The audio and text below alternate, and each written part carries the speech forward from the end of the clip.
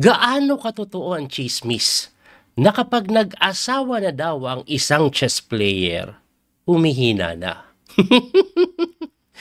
Kasi nung nag-asawa dati si Anish Giri, almost 2,800 siya, biglang lumagapak yan eh. Tapos nag-asawa si Karo Nakamura, medyo humina din daw eh. At ngayon si Magnus Carlsen nag-asawa, kakakasal lang yan. Aba, medyo inaalat sa mga tournament ngayon, no? Especially sa Title Tuesday. Ang nangyari kasi no nakaraang Title Tuesday, kung sino-sino tumatalo sa kanyang mahina. At eto pong kakatapos lang na Title Tuesday, February 4 po ito, anong nangyari? Aba, eto po, round number 5, kalaban niya si Jaime Santos. Pakita ko po yung mga laro dito at ipapakita ko din yung final standing ni Magnus. Tingnan natin yung quality ng laro niya para ma-compare natin kung humina pa talaga. Anyway, nag-knight F3 dito si Jaime, G6 sinira ni Magnus, E4, knight F6, aba.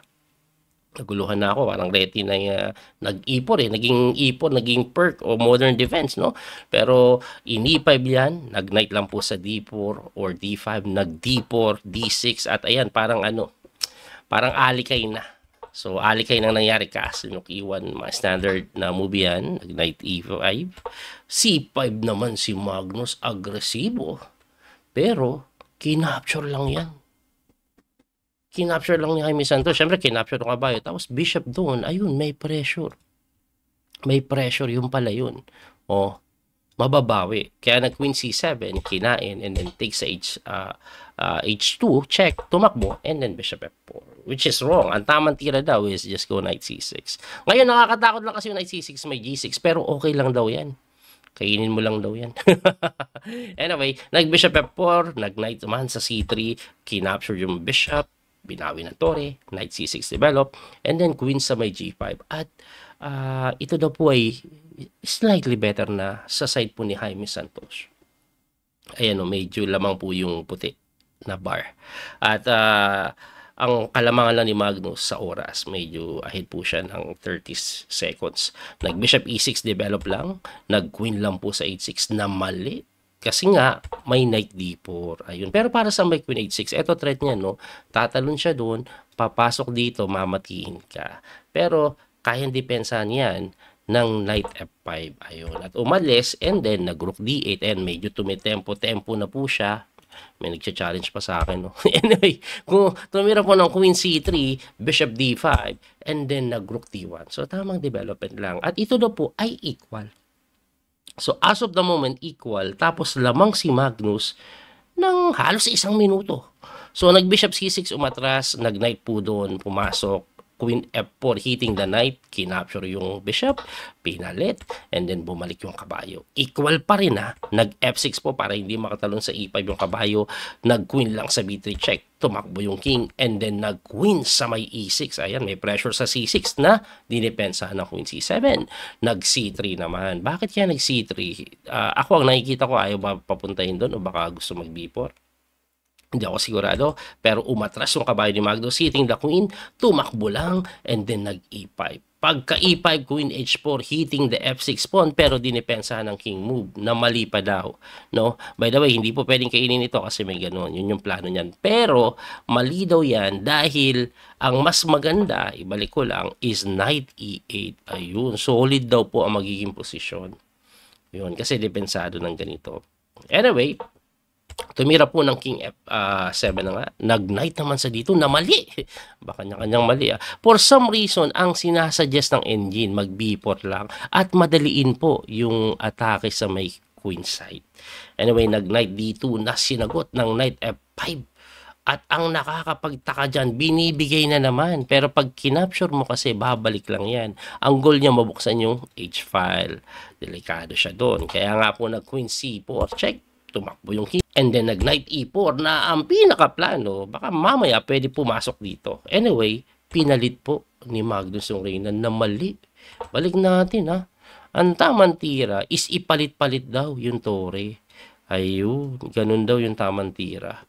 Pero eto daw ay mali kasi may queen doon. Actually, queen a6 ang mas maganda, pero pwede daw to pressure dyan. Tapos later on, pwede makatalon yung kabayo. Nag-queen e6 naman para hindi makatalon yung kabayo at madepensahan yung pawn, pero g3 na mali. Ang tamang tira is capture. Pagka takes, simple. Pawn, tagpas. Diba? Balik natin. Eto tinira kasi walang oras eh. Nag G3 lang. Then nag Rook D5. Ako, namumula mga tira. Ano ba tamang tira? Ang daming pula, no? H5 daw. Tapos ganun.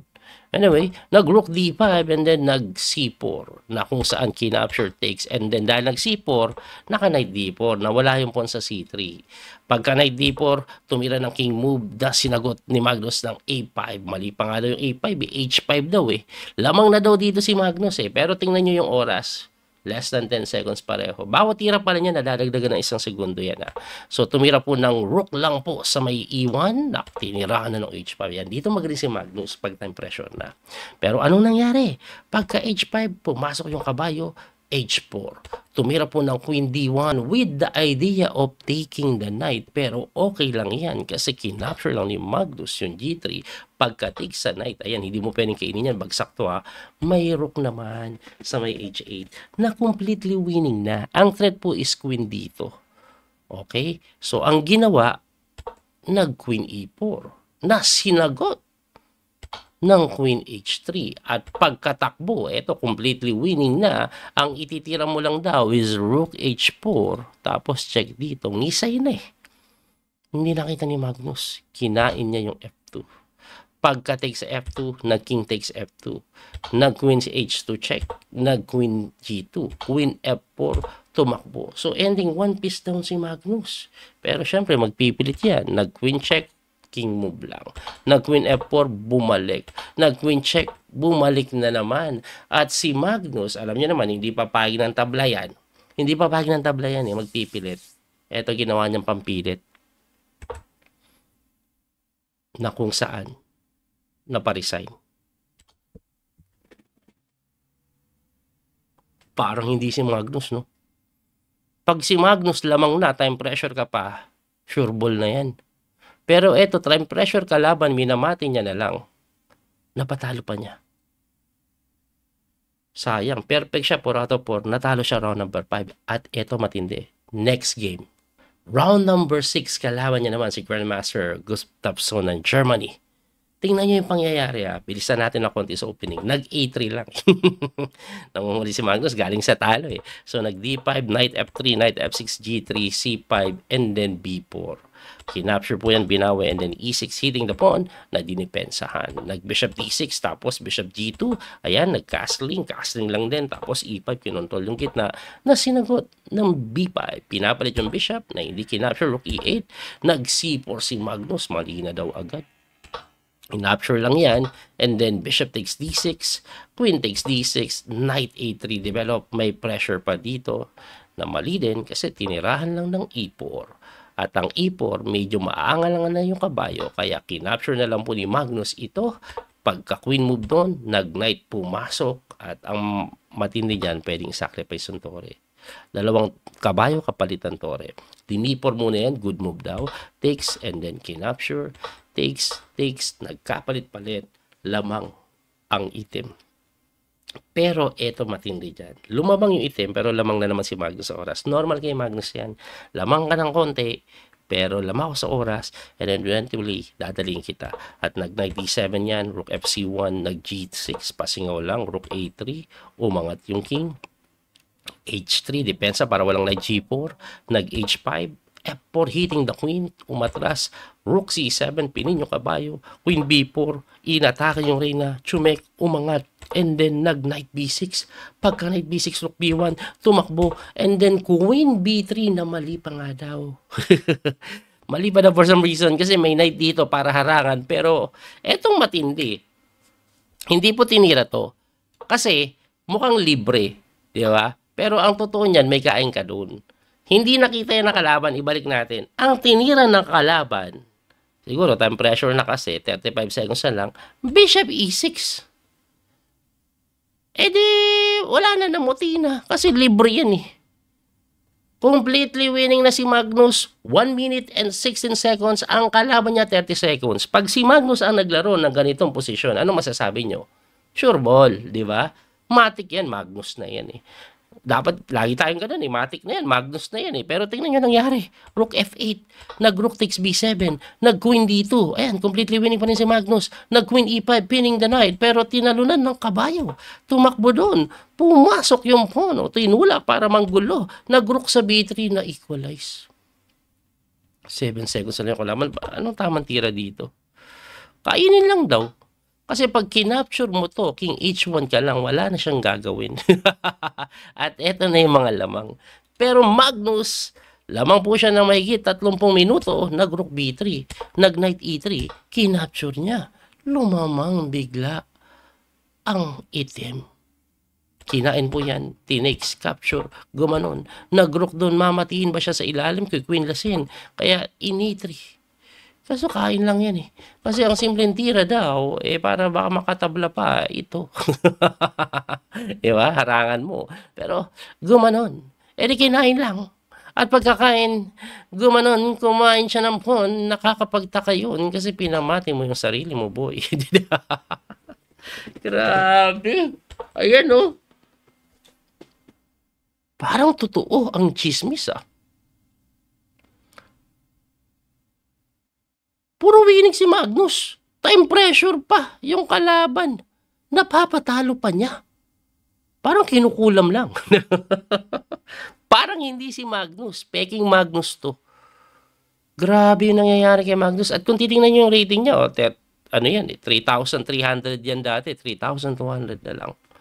Baka bumaba na ng 3,100 plus. Kasi puro talo siya dito. Anyway, anong nangyari? Ito po ang kabuuan ng torneo. Ipakita po natin. Champion po si Alexei Sarana, Jose Martinez II, Alan Pichot, at nag-port pa rin si Magnus. So, ibig sabihin, pagkatapos yung matalo, ayan, dumiretso siya. Teka lang, tingnan natin. Ayan, okay pa rin naman. Dumiretso siya. Diba? Last round, tinalo niya si Amin Tabatabay. So, ang tanong dito, totoo ba yung chismis? Ako, depende yan. Di ako naniniwala dyan. Kasi ako, hindi ko naranasan yan.